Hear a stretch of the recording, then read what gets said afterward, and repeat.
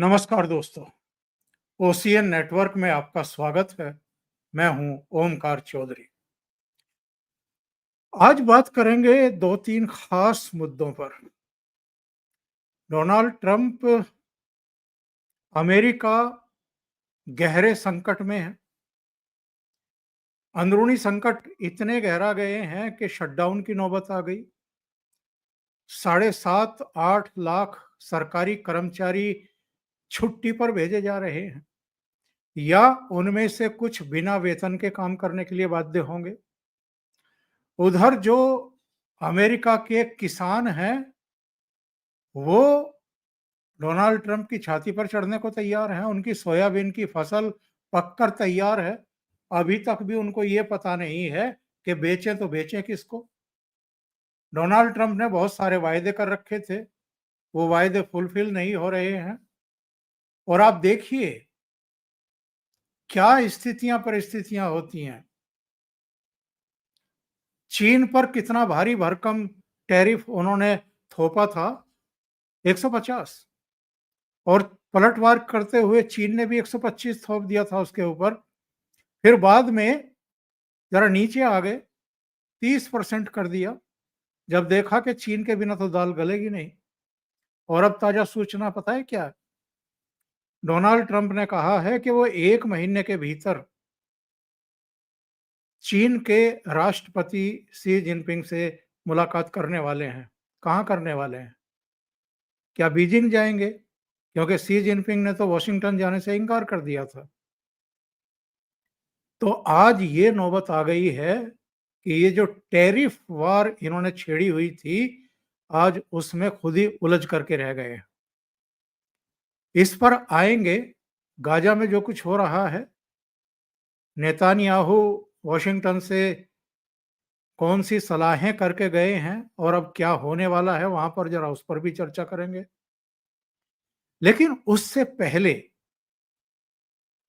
2-3 दिन के भीतर हमारे वायुसेना प्रमुख, हमारे थल सेना प्रमुख, हमारे रक्षा मंत्री, उनके जो बयान आए हैं सर क्रीक को लेकर के भी, और जो सीमा पार से आतंकवादियों की घुसपैठ फिर से कराई जा रही है उसको लेकर के भी, और पाकिस्तान का इतिहास और भूगोल बदलने को लेकर के भी, और जो कुछ पीओजेके में हो रहा है जरा उस पर भी चर्चा करेंगे। ये बहुत अनयूजुअल है कि पाकिस्तान के 25 सैनिकों को नागरिकों ने बंधक बना लिया है। तो मेरे साथ जुड़ रहे हैं कर्नल अजय रैना साहब, उन्हीं से समझते हैं। अजय जी, बहुत स्वागत है। नमस्कार। नमस्कार, धन्यवाद ओमकार जी। बहुत अभिनंदन, बहुत स्वागत। तो साहब, क्या हो रहा है इस समय? वायुसेना प्रमुख का कहा, बयान आया कि ये जो मनोहर कहानियां बना रहे हैं उनको बनाने दीजिए। दूसरे उन्होंने कहा कि कम से कम 14-15 इनके विमान नष्ट हुए हैं, कुछ हमने गिराए हैं और कुछ हैंगर में खड़े हुए थे मरम्मत के लिए। वो 2 रनवे अभी भी तैयार नहीं हैं। इसके अलावा उन्होंने पूरा ब्यौरा दिया है। इधर थल सेना प्रमुख कह रहे हैं कि इस बार संयम नहीं दिखाएंगे, जो बात आप कहते रहे हैं कि इस बार आर्मी हेडक्वार्टर रावलपिंडी निशाने पर हो सकता है, और अगर ऐसा हुआ तो क्या होने वाला है, पीओजेके में क्या हो रहा है, और राजनाथ सिंह साहब ने जो कुछ कहा है, इतिहास और भूगोल बदलने की बात कही है, तो ऑपरेशन सिंदूर तो गोइंग ऑन है। अजय जी। बिल्कुल अनयूजुअल नहीं कहूंगा मैं ओमकार जी, क्योंकि हम थोड़े एज ए नेशन ना, हम थोड़े से भारतवासी बेसब्रे हो जाते हैं। क्यों नहीं हो रहा, क्या नहीं हो रहा, ये नहीं हो रहा, वो नहीं हो रहा, वो बॉर्डर पे 3 टेररिस्ट आ गए, उनको हमला मार लो, अटैक कर दो। हमने पाकिस्तान को एक सिचुएशन में पकड़ा और उनको हमने चेपा। उसके बाद सिचुएशन थोड़ी बदली, अमेरिका बीच में कूद पड़ा। कहने को तो लोग कहते हैं कि अगर अमेरिका कूदा और इजराइल से दोस्ती हो रही है तो उनका भी कुछ एक बदलेगा, but at the same time China पीछे हटता हुआ नजर आ रहा है। तो बदलती हुई स्थिति को के लिए तैयार करने के लिए, और आप जो एक बार कर लेते हो ना टैक्टिस, वो हर बार अगर आप यूज़ करोगे तो अगली बार दुश्मन भी तैयार होता है। अगर मार नहीं सकेगा तो भाग जाएगा, आप उसे नुकसान नहीं कर पाओगे। तो वो जो एक समय चाहिए होता है, जो तैयारी चाहिए होती है। और बीच में ये भी था कि उस टाइम हमारा रिलेशनशिप भी ठीक था अमेरिका के साथ। और आज हालांकि मैंने ट्वीट किया कि एयरफोर्स चीफ साहब के लिए कि बहुत हजूर आपने वो देर कर दी, बट मैं समझता हूँ कि अमेरिका से रिलेशन अच्छा था। हम नहीं कहना चाहते थे कि हमने F-16 गिरा दी है, तो वो होता है, वो चलता है, वो इतनी समझ हमें होनी चाहिए। बट मैं ये कह रहा हूँ कि आज जब ये हमारे 3 मेन जो अभी रक्षा मंत्री हो गए, हमारे chief, army chief, air force chief, जब ये बात करते हैं तो इसका मतलब है कि जो इनको समय चाहिए था वो इनको मिल चुका है। जो इन्होंने नया वार करना है, किस स्टाइल में करना है, जैसे आपने अभी मेंशन किया कि मैं हमेशा कहता हूँ कि अगर 4-5 घंटे की लड़ाई होनी है, जो मेरा अपना असेसमेंट है। और मज़े की बात यह है कि जिसने ठोकना है ना, वो इन दोनों, तीसरा चीफ वो बोल ही नहीं रहा, नेवी बोल ही नहीं रही, जिसको प्रधानमंत्री जी ने प्रॉमिस किया हुआ है। तो थोड़ा सब्र से अगर काम ले के, सब्र का फल मीठा होता है। बहुत सारे लोग अपसेट रहे कि आप सिंदूर क्यों बंद किया, बहुत सारे इसलिए अपसेट हैं कि अब शुरू क्यों नहीं कर रहे। लेकिन मैं ये कहता हूँ कि जब इतिहास लिखा जाएगा ना, तो 1 महीना, 2 महीना, 3 महीने कोई वैल्यू नहीं है इस लंबी सिविलाइजेशनल हिस्ट्री में। क्या लिखा जाएगा कि हमने पाकिस्तान को के टुकड़े टुकड़े कर दिए। और उसके लिए जो तैयारी करनी चाहिए वो हो चुकी है। इन बयानों से क्लियरली लग रहा है कि अभी हम क्रीज के बाहर खड़े हैं।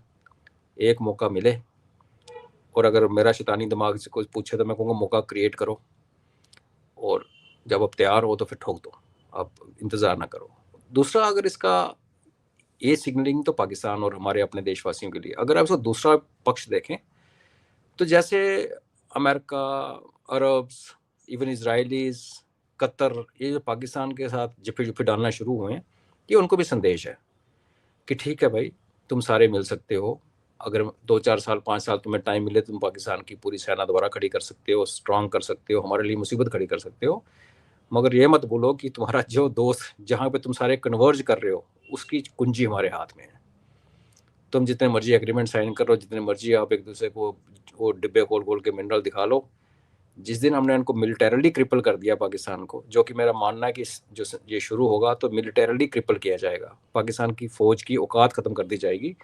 उसके बाद अगर आप ये उम्मीद करें कि बलूचिस्तान इनके दबा रहेगा, KPK इनके साथ रहेगा, और जो POJK में हो रहा है वो उनके साथ, नो, तो पाकिस्तान का नक्शा बदल जाएगा। तो फिर ट्रंप किसको ढूंढेगा रावलपिंडी में, और अपना MBS प्रिंस जो मोहम्मद बिन सलमान, वो सलमान, वो किसको ढूंढेगा, वो देखने की बात है। ना रहेगा बांस, ना बजेगी बांसुरी। तो ये एक संदेश उनके पास भी दिया जा रहा है कि भैया तुम कर लो, चुस्कियां ले लो, चाबी हमारे पास है। जी अजय जी, अगर मैं ये पूछना चाहूं कि ये स्थितियां कब तक हो सकती हैं, तो बड़ा मुश्किल है इसका जवाब देना। बट अगर हम हिस्ट्री में देखें तो हमारा जो वॉर फाइटिंग सीज़न है वो सर्दियों में होता है।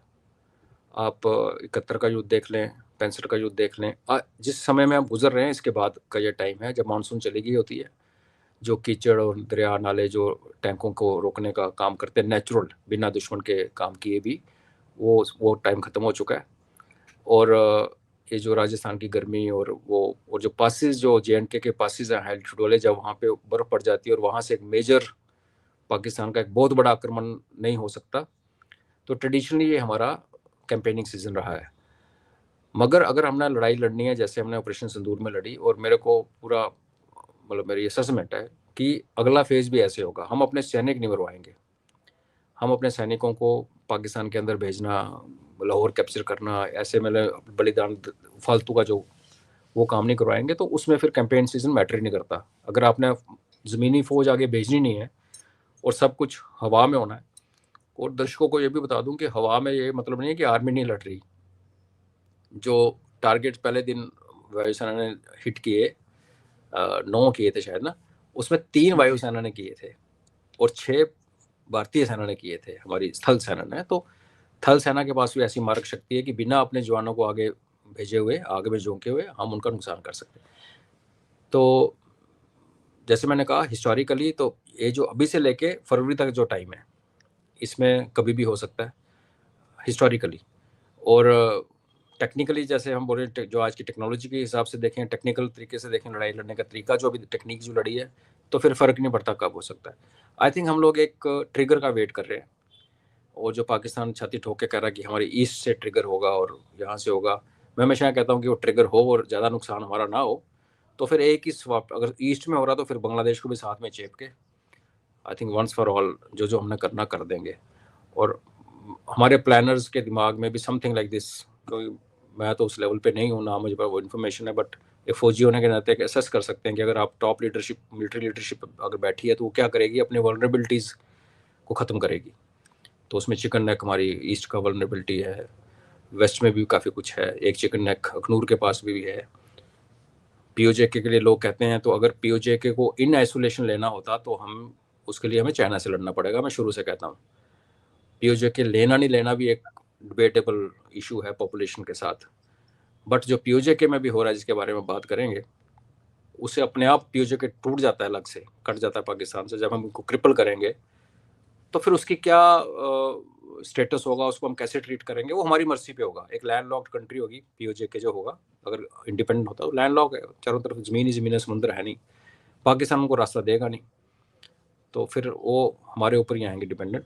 तो वो सिनेरियो भी बन सकता है, पर कुछ भी कहना अभी थोड़ा सा इसको मैं कहूँगा स्पेकुलेशन के उसमें चला जाएगा जी। पीओजेके में हो क्या रहा है? 25 सैनिकों को बंधक बनाया गया है, 10 या 12 कैजुअलिटी है, जिसमें से 2 रक्षा सुरक्षा कर्मचारी बताए गए हैं और बाकी के सिविलियंस बताए गए हैं। ये नौबत क्यों आई है, और क्या इसमें जो कुछ चैनल में देख रहा था उनका कहना है कि कुछ भारत की भी भूमिका है, क्या ऐसा है? भारत की भूमिका होनी चाहिए। एज ए भारतीय मुझे थोड़ा सा शौक लगेगा अगर मुझे पता चले कि भारत की भूमिका नहीं है। होनी चाहिए, क्यों नहीं होनी चाहिए, हमारा इलाका है वो, टेक्निकली पार्लियामेंट्री रेजोल्यूशन है। मैं तो बड़े सुझाव दे चुका हूँ सरकार को, मानती नहीं सरकार, इसमें और भी बड़े स्टेप हम ले सकते हैं। ओवरटली छुपाव में जो ले जाते हैं वो तो हर देश करता है, मगर ओवरऑल इनकी कोई ना 30-35 डिमांड्स हैं, और ये शुरू हुआ एक ऑर्गेनिक जगह होते हैं, लेकिन ये बेसिकली एक ऑर्गेनिक प्रोटेस्ट शुरू हुआ है। लोगों की जो प्रॉब्लम्स है वहाँ पे कि उनको एक सिटीजनशिप में, उनको एक सिटीजन होने का हक नहीं है, पाकिस्तान के सुप्रीम कोर्ट में अपील करने का हक नहीं है। 4 मिलियन 40 लाख लोग जो नीचे वाला सो कॉल्ड जिसको आज़ाद कश्मीर कहते हैं इसमें रहते हैं, उसमें से 20 लाख से ज़्यादा, मतलब 50% से ज़्यादा पॉपुलेशन पीओजेके से बाहर रहती है, बिकॉज यहाँ ना रोज़गार है और ना पानी है। ना यहाँ का पानी लेके मंगला डैम का सारा पानी पंजाब में जाता है, और जो मीरपुर शहर जो कि मंगला डैम पे बसा हुआ है, वहाँ के नागरिकों को ये अलाउड ही नहीं है कि उस डैम से पानी लेके अपनी खेती की सिंचाई करें या घर में नलके से पानी पिए। वहाँ पे हैंड पंप खोदे जाते हैं। तो इनका बहुत ज़्यादा निगलेक्ट हुआ है। नेशनल सर्विसेज में कोई मुकाम नहीं है। अगर खेलों की बात करें तो एक रला बिरला कोई प्लेयर इनका आता है। हाँ, फौज की बात करें तो सबसे जो लड़ाकी फौज जो उनके कंपोनेंट है पाकिस्तान के, उसमें बलोच है, पश्तून है, और ये हैं पीओजेके वाले, इंक्लूडिंग गिलगित स्काउट्स। पंजाबी तो ठंड मारते हैं, सिंधी वैसे भी बाय नेचर वो इतना आर्मी में कम आते हैं। तो इनको जहाँ पे मरने मारने का टाइम आता है, इनको जब अपनी जान कुर्बान करने के टाइम आता है, तो ये तीनों को आगे रखता है पाकिस्तान, और अदरवाइज वो तीनों की दुर्गति मचा रखी है।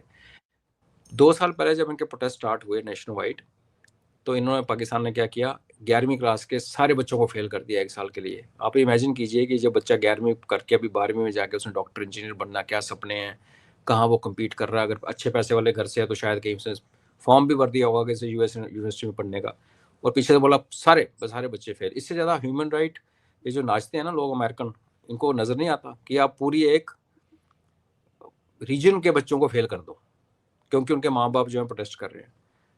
और यहाँ बड़े बड़े फनी से ऑर्डर्स हैं, जैसे आप स्ट्राइक नहीं कर सकते, आप प्रोटेस्ट नहीं कर सकते, उसके लिए आपको डीसी से परमिशन लेनी पड़ेगी।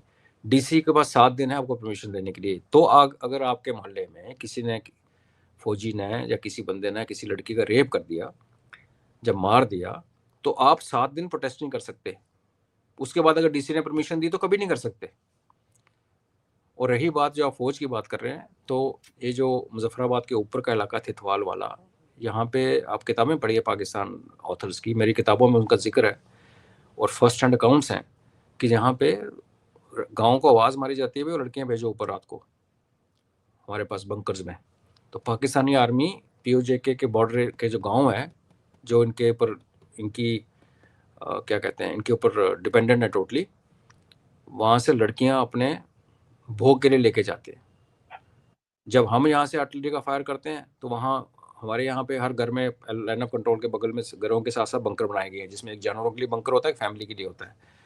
और वो बात लगे कि हम लोग क्योंकि 10-15 साल से लड़ाई कोई फायरिंग नहीं हो रही, तो उन बंकरों को हमने बर्बाद कर दिया, किसी ने लुक आफ्टर नहीं किया है। वहाँ पे कम्युनिटी बंकर्स हैं, एक गांव में बड़े से 3-4 बंकर्स।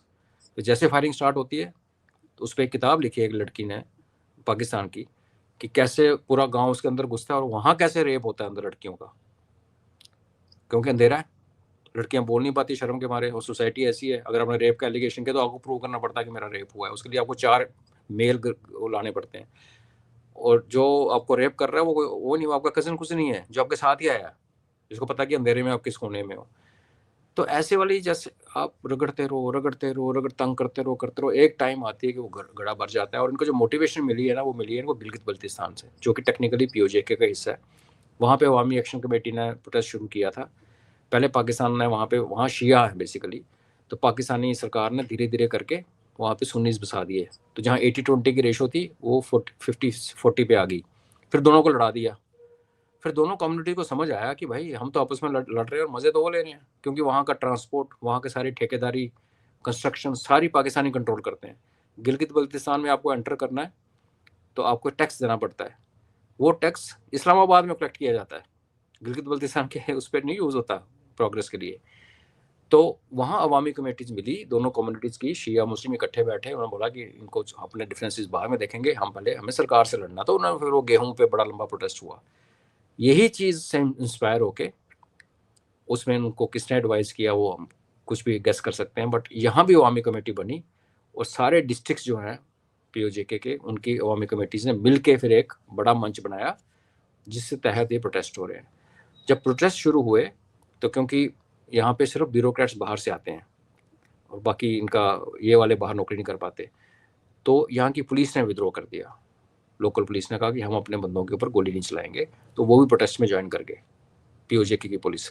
जब वो हुआ तो बाहर से कोई कहता है 6,000, कोई कहता है 10,000, कोई कहता है 8,000, तो 6 और 7-8 हज़ार के करीब फौजी और पुलिस वाले पंजाबी जो सिर्फ अपने वालों को मारते हैं, मोर्चे पर लड़ने से डरते हैं, उनको भेजा गया पीओजेके के अंदर।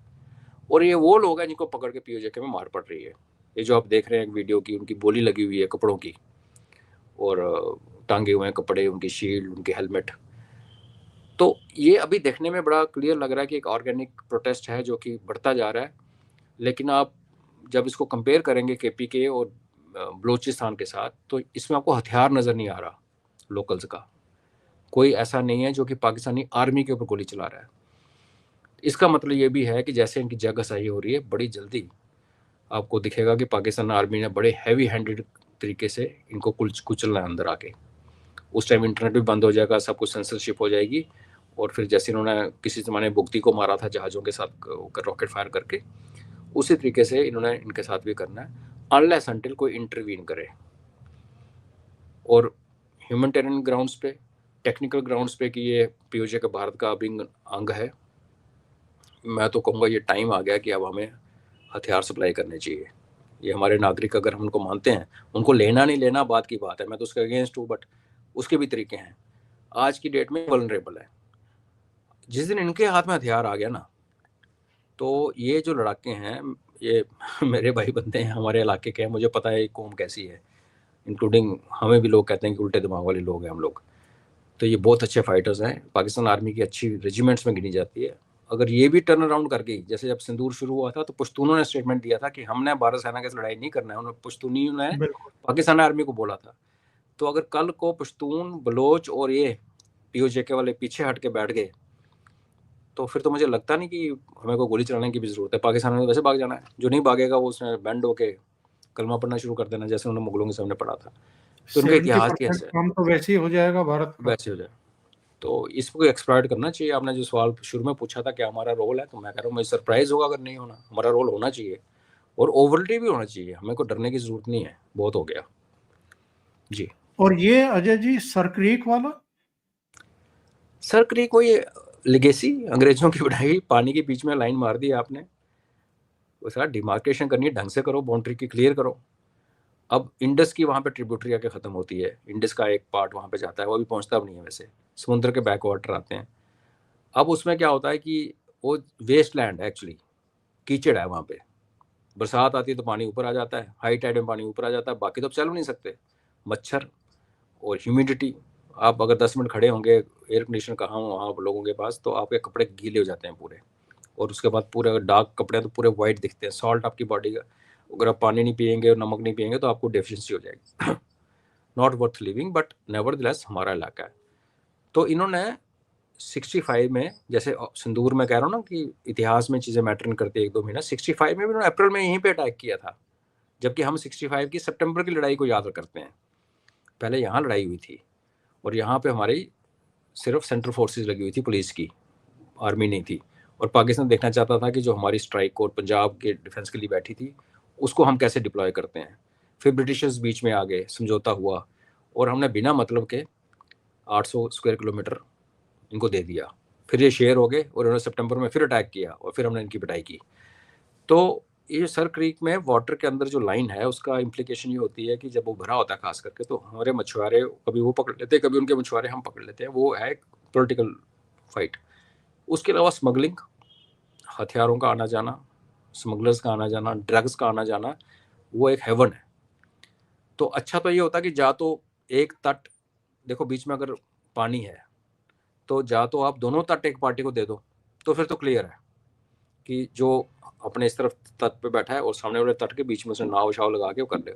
जब आपने एक तट किसी को दे दिया, दूसरा तट किसी को दे दिया, बोला बीच से लाइन जा रही है, उस लाइन को ऐसे जा रही है, अब हम कहते हैं कि इसकी अलाइनमेंट ऐसे है, पाकिस्तान कहता है उसकी अलाइनमेंट ऐसे है, जो सैचिन वाला कहानी है। तो एक बनी बनाई लेगेसी है पुराने वाली। और अभी भी आप देखें तो कच्छ का जो इलाका है, उसमें डेमोग्राफी चेंज बड़ा हुआ। वो जो कच्छ है वो सर क्रीक के जहाँ मसला है वहाँ नहीं है, पीछे है। तो पाकिस्तान है वहाँ, वो दूसरी गेम ही करनी चाहिए। एक टाइम पे हम कह सकते हैं मोदी साहब वहाँ के चीफ मिनिस्टर बने, फिर वहाँ पे टर्न अराउंड हुआ। तो सर क्रीक जो नॉर्थ वेस्टर्न गुजरात का हिस्सा है, तो वो एक हिस्टोरिक, जब सैचिन का इशू नहीं होता था तो सर क्रीक की बात होती थी। फिर सर क्रीक और सैचिन की बात होने लगी, तो वो मसले सॉल्व करो। फिर कश्मीर बीच में आ गया, जो बीच में 72 के बाद। तो बेसिकली एक सोर पॉइंट है जो कि सॉल्व नहीं हुआ, जो कि फ्लैश पॉइंट बन सकता है। 65 में फ्लैश पॉइंट बना था। और अगर आज राजनाथ सिंह ये कह रहे हैं कि सर क्रीक पे तुम कर रहे हो, हम देख रहे हैं, तो मैं तो ये कहता हूँ कि देख क्यों रहे हो, ठोक दो यार। ठोक दो, यही टाइम है। वहाँ मसला है, हमें उसको सीधा करना पड़ेगा। और अगर इसको रिजॉल्व नहीं करेंगे, और रिजॉल्व करने के लिए पाकिस्तान टेबल पे नहीं बैठेगा। आप सर क्रीक की बात करोगे, वो सैचिन की बात करेगा। अब सैचिन पे आओगे, वो कश्मीर पे चला जाएगा। तो बेटर ये है कि इसको ग्राउंड पे ही लेना पड़ेगा। और इसलिए जो सिग्नलिंग की है राजनाथ साहब ने, वो पाकिस्तान को क्लियर मैसेज है।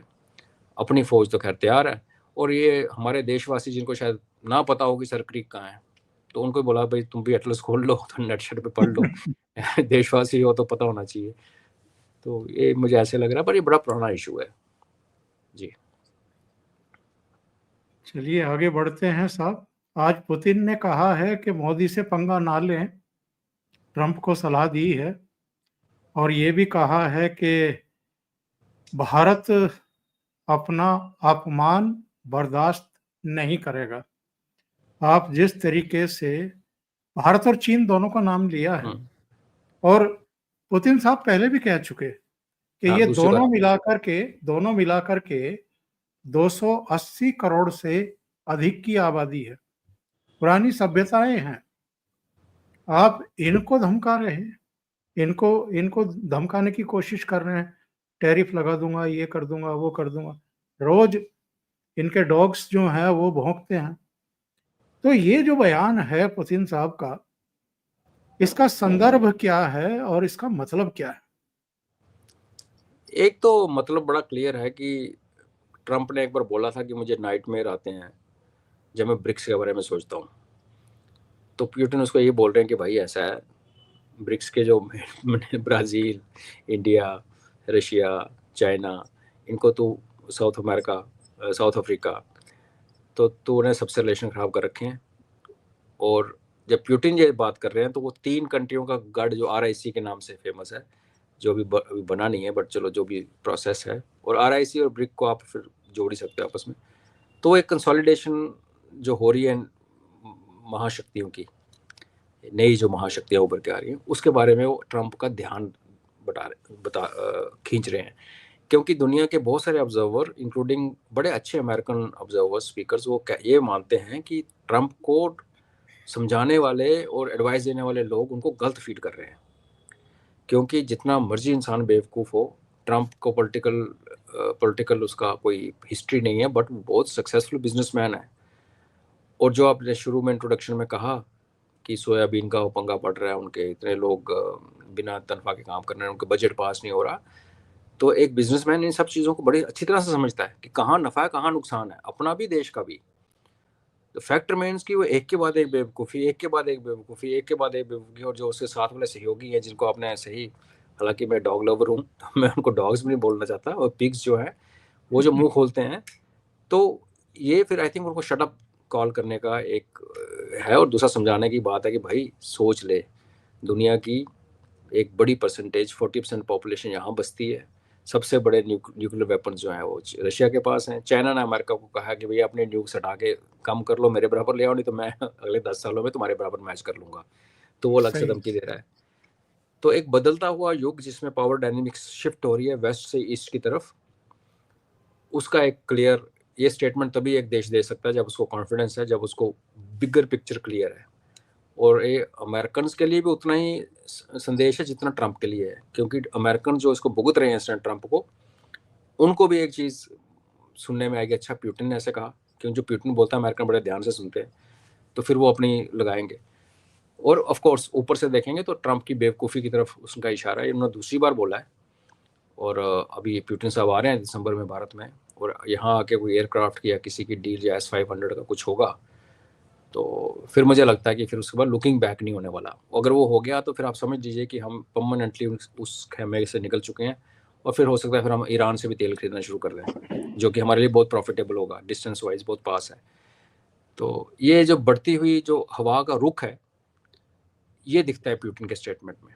उसको ट्रंप कैसे, जिसके ऊपर उसने उसको मारा है, जिसके ऊपर फेंका है, वो उसको कैसे एब्जॉर्ब करता है वो हम कुछ कह नहीं सकते, but overall eastern power block के लिए एक पॉजिटिव स्टेटमेंट है जी। और अजय जी, अगर ये है बीजिंग जाते हैं तो क्यों ना हम इसे घुटना टेकना माने चीन के सामने कि आप इतने मजबूर हो चुके हैं, किसानों ने एक तरीके से आपका गला पकड़ लिया है कि अब बताइए हमारी फसल हम कहाँ बेचें, कहाँ फेंकें इसे। आपने तो हमें सपने दिखाए थे ना चुनाव के समय कि मैं आपके लिए वैकल्पिक बाजार दूंगा, क्योंकि चीन ने आपका दबाव माना नहीं था, आपसे खरीदना बंद कर दिया, दूसरे 2 देश ढूंढ लिए जहां से वो सोयाबीन ले रहा है। तो अब क्या हम माने कि घुटने टेकने की नौबत आ गई है ट्रंप की?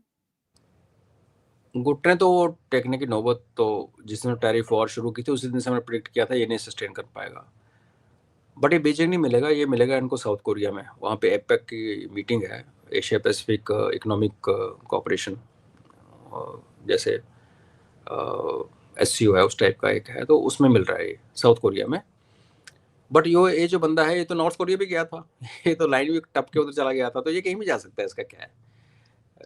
बिकॉज मुझे लगता नहीं कि इसको अमेरिका की अपनी इज्जत की इतनी परवाह है। अगर होता ना तो बंदा दूर की सोचता है इतना बड़ा डिसीजन लेने से पहले।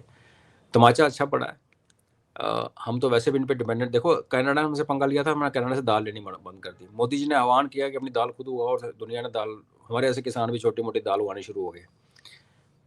एक देश का प्रधानमंत्री जो, जिसके बारे में एक निष्ठा में किसी को शक नहीं, राष्ट्रवाद में कोई शक नहीं, जिसकी ऑनेस्टी इंटेग्रिटी पे शक नहीं, और उधर चाइना है जिनका जो डिक्टेटर है जिसके ऊपर अगर शक है तो भी आप मुंह नहीं खोल सकते, ऊपर पुतिन है जो कि एक डेमोक्रेटिक डिक्टेटर है। तो तीनों देशों का जो एक रुख चल पड़ा अमेरिका के खिलाफ, तो हमने जैसे कनाडा को रोने पे मजबूर कर दिया था दाल को लेके, और अभी ये सोयाबीन और ये अपनी बाकी जो कॉर्न के बन रहे ये भी रोएगा। और ये और मलेशिया को भी तो घुटनों पे ला दिया था हमने। पाम ऑयल, हाँ देखो हाँ। पाम ऑयल के साथ साथ मलेशिया ने इतना बेनिफिट लिया बोला मैं इतने ट्रीज उगा रहा हूँ। इनफैक्ट अगर मलेशिया अगर आप जाएंगे ना, तो उनका जो कुआलालंपुर एयरपोर्ट है वो आई थिंक 40-50 किलोमीटर होगा। तो आई रिमेम्बर कि उस पूरे रास्ते में ना सिर्फ पाम ही पाम लगा हुआ है दोनों तरफ। तो उसने ये बोला था कि मैं दुनिया की पोल्यूशन को रोक रहा हूँ, मैं सारी वो ग्रीन हाउस गैसेस का वो सारा फंडा देके। तो वो अपने ब्राउनी पॉइंट्स लेता रहा दुनिया से कि अगर आपको ओमकार जी अगर बिल्डिंग बनानी है न्यूयॉर्क में, उसमें सीमेंट और शीशा लगाना है, तो कैलकुलेशन होती थी कि आपने इतने ग्रीन पॉइंट आप खराब कर रहे हो धरती के। तो आप मलेशिया से जाके वो ग्रीन पॉइंट खरीद के लाते थे और अपने एप्लीकेशन के साथ लगाते थे कि ये मैंने इतने लाख के वहाँ से खरीद लिए। तो उन्होंने तो काफ़ी ऐश की। और जब ज़्यादा मुंह खोलने लगा टर्की की तरह, तो उसका भी, उनका तो प्राइम मिनिस्टर ही बदल गया। आई मीन उनका तो बहुत ज़्यादा हो गया। महातिर मोहम्मद चला गया जी। हाँ जी। तो ये करनी जैसी करनी वैसी करनी। ओमकार जी, हमने ना किसी को गाली निकाली, हम लोग मंद मंद मुस्कुराते रहे। कल देखो लॉस एंजलिस में जो भी आज फायर हुआ है उनकी ऑयल रिफाइनरी पे, वहाँ पे सारी जहाज की फ्लाइट्स डाइवर्ट हो गई हैं। तो लोग उसको बांध रहे हैं कि अब रशिया पे ऑयल रिफाइनरी पे यूक्रेन से अटैक करवा रहे हो। तो किसी ने यहाँ कर दिया अपना कमाल। क्योंकि अमेरिका की जो मेनलैंड सिक्योरिटी है ना, ये तो इस चीज़ में ऐश करते हैं ना कि सारे युद्ध के क्षेत्र हमसे दूर हैं, लड़ा के रखो, ईरान को लड़ा दो, इसराइल को लड़ा दो, ताइवान को कुछ बोल दो, सब अपने अपने अपने घर से दूर, यूक्रेन को लड़ा दो, इंडिया पाकिस्तान को लड़ा दो। अब इनके घर के अंदर जो आग लॉस एंजलिस में जो आग लगी है ऑयल रिफाइनरी के लिए, ये भी एक अब निकल के आएगा किसने लगाई क्या लगाई, बात की बात है। तो उसकी सिग्नलिंग भी क्योंकि इसराइल के ऊपर भी ट्रंप को ज़्यादा ही शिकंजा कस रहा है और कतर के साथ डिफेंस पैक्ट करके आ रहा है कि तुम्हारे ऊपर अटैक होगा तो मैं अपने पे अटैक मानूंगा। तो आप कतर का दुश्मन कौन? इसराइल। और इसराइल को आप फिर कतर के उससे माफ़ी मंगवाते हो, फ़ोन के ऊपर मजबूर कर रहे हो ना। तो इस चार्ली किर्क तो भुगत गया, पता चला इनकी रिफाइनरी वाला सिस्टम भी भुगताते हैं, बिकॉज इसराइलीज हैं।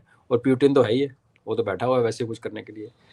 तो सुनने तो ठीक लग रहा है, बट हम बड़े ट्रबल्ड टाइम में जा रहे हैं ओमकार जी। धीरे धीरे धीरे एक स्लो पॉइजन की तरह हमें समझ में नहीं आ रही है, और पूरी दुनिया एक स्लाइड कर रही है एक ऐसे परिस्थिति में कि जहाँ पे हम सबको कष्ट बोलना पड़ेगा, सबको देखना, हमारा नेट कटेगा, इंटरनेट की तारें कटेंगी, सब होने वाला है आने वाले दिनों में मतलब महीनों में, और मे भी 1-2 वर्षों में। उसके बाद एक नया जो सेटअप, क्योंकि हम सब बात करते हैं कि ग्लोबल रीसेट हो रहा है, ये रीसेट बिना खून खराबे के नहीं होगा। अभी प्रोसेस चल रहा है, फिर एक खून खराबे की प्रोसेस आएगी, ऊपर से नेचर हमारे ऊपर अपना हिसाब बराबर कर रही है। तो टाइम थोड़ा सा आई थिंक विनाश काल टाइप आ रहा है, और लोगों की विपरीत बुद्धि हो रही है, उसमें ट्रंप सबसे ऊपर है। तो मैं तो ऐसे इसलिए खुश हूँ कि चलो हमारी जो लीडरशिप है वो, उनका दिमाग बिल्कुल स्टेबल है और मैच्योरली बिहेव कर रहे हैं। तो मुझे लगता है कि सेक जो आएगा सबसे कम हमें शायद लगे। बाकी दुनिया के कई देश तो बहुत बुरी तरह से भुगतने वाले हैं, अमेरिका उसके ऊपर नंबर 1 लिस्ट पे है, कोई डाउट नहीं जी। और आखिर में ये भी जानना चाहूंगा, ये हमास को जो फिर से टाइम दिया गया है, क्या करेगा हमास? और नहीं करेगा तो इजराइल के पास और अमेरिका के पास अब क्या ऑप्शन है? आज से पहले ये था कि अमेरिका और इसराइल के ऑप्शंस कन्वर्ज करते थे, एक जैसे होते थे, देखने में चाहे डिफरेंट लगे, उनका एंड ऑब्जेक्टिव सेम होता था। अभी थोड़ा सा लगना शुरू हो गया कि अमेरिका और एटलीस्ट प्रेजेंट इजरायली गवर्नमेंट के जो बीबी नेतन्याहू है, डिफरेंसेस नज़र आ रहे हैं। अमेरिका तो अगर आप उनकी बात माने तो वो तो पूरा पूरा प्लेन करके साफ करके और यहाँ पे एक वर्ल्ड क्लास सिटी और वो बस बनाना चाहता है। इसका बेसिकली मतलब ये है कि हर पैलेस्टीनियन को मारना चाहते हैं, यहाँ से भगाना चाहते हैं, जिनको कोई लेने के लिए तैयार नहीं।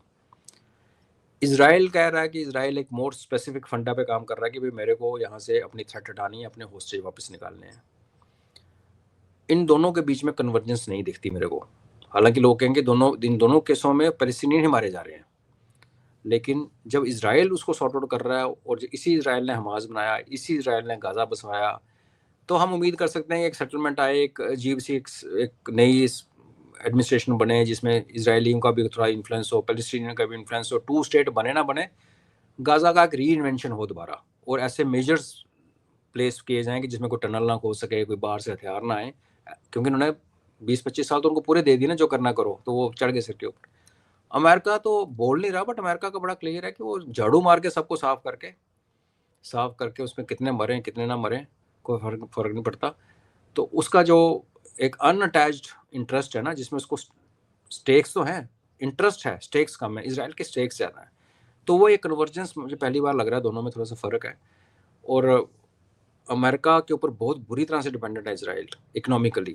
इनका टूरिज्म बंद हो रखा है, लड़ना आसान नहीं है, 3 साल होने लगे, ऑलमोस्ट 2 साल हो गए लड़ते लड़ते। तो अमेरिका के ऊपर फाइनेंशियल डिपेंडेंस इजराइल की बहुत ज़्यादा है, और दुनिया के कोई भी देश ऐसा नहीं है जो इजराइल को फाइनेंशियली सपोर्ट कर सके अगर अमेरिका पीछे हट गया। फ्रांस पहले बकवास कर रहा है पैलेस्टीन वगैरह के बारे में, यूके पहले कह रहा है। तो मजबूरी में हो सकता है कि अमेरिका इस टाइम इजराइल के ऊपर प्रिवेल करके जो करना चाहते हैं करवाए। लेकिन नोइंग इजराइल, हम ये भी जानते हैं कि जब इजराइल किसी चीज़ पे जिद पे अड़ जाता है तो फिर वो किसी की नहीं सुनता। और मैं चाहता हूँ कि वो किसी का ना सुने, और हमारा इजराइल के साथ एक क्लोजनेस हो। और ये फ्यूचर वर्ल्ड पॉलिटिक्स चेंज हो रही है, अगर वेस्ट से ईस्ट की तरफ आ रही है, इजराइल फिर भी सेंटर में है। उस वेस्ट ईस्ट के इजराइल एक एंकर रहेगा। अगर वो हमारी गेम की तरफ आ जाता है, हमारे पल्ले में आता है, तो हमारे लिए फ्यूचर जो बन रहा है एक्सिस, उसके लिए अच्छा होगा। उसमें पैलेस्टीनियन की बलि लगेगी, आप कुछ नहीं कर सकते, ऐसे होता है लेकिन हम भी तो कुछ अजीबोगरीब कर रहे हैं ना। हमने फिलिस्तीन को सपोर्ट किया है एक तरीके से। वो तो हम हमेशा करते हैं ना, जो चीज़ बननी नहीं उसको सपोर्ट करने में क्या फर्क पड़ता है। मैं जैसे कह रहा हूँ कि यूएन की सीट मांग रहे हो, किस लिए भाई? यूएन की वीटो पावर लेने के बाद भी अमेरिका अगर वीटो कर देगा, आपने कल सलाउद्दीन को बनाया टेररिस्ट और बोले कि नहीं वो टेररिस्ट, तो क्या कर लोगे? उसके अंदर उस पैनल में, एलीट पैनल में रह के बेसिक करवा ली ना, उससे अच्छा बाहर रहो और शोर मचाओ कि देखो अमेरिकन क्या करता है, चाइना देखो वीटो की पावर यूज कर। सबको पता है पैलेस्टीन स्टेट नहीं बननी जब तक इजराइल उसके लिए माने। इजराइल नहीं मानता, इजराइल की नेशनल पॉलिसी इस गवर्नमेंट के नीचे नहीं मानेगा। हाँ, ये गवर्नमेंट बदल जाए, इनका पत्ता साफ हो जाए, या इनको मार मुर दिया जाए, या इलेक्शन हो, कुछ हो, तो बात अलग है। तो आज की डेट में फोर्सेबल फ्यूचर में पैलेस्टीन स्टेट नहीं बन रही। जब वो नहीं बन रही तो वोट डालना है ना, तो आप रात को इजराइल वालों से मिले, एक एक ड्रिंक पिया, बोला कल मैं वोट डाल रहा हूँ, थोड़ा सा मेरे भी इधर है, थोड़े से पैलेस्टीन के प्यारी है, तो बोला ठीक डाल दे यार, फर्क तो कुछ पड़ता नहीं। कितनी रेजोल्यूशंस ओंकार जी यूएन में पास होती हैं जिनका कोई मतलब नहीं, तो ठीक है, दिस इज ट्रांजेक्शनल। पर्दे के पीछे क्या बात होती है, पर्दे के पीछे हमारी क्या अंडरस्टैंडिंग है इजराइल कैसे 99 में लड़ाई में हमारे साथ खड़ा हुआ सैंक्शन अमेरिका के लगाने के बाद, वो इम्पोर्टेंट है। और वो उसका इम्तिहान की जब घड़ी आएगी तब पता चलेगा। ये तो ये लिपस्टिक है जी। अजय जी, बहुत बहुत धन्यवाद इतना समय निकालने के लिए और बहुत महत्वपूर्ण मुद्दों पर चर्चा करने के लिए। Thank you so much. नमस्कार। जय हिंद, जय भारत। जय हिंद, जय भारत।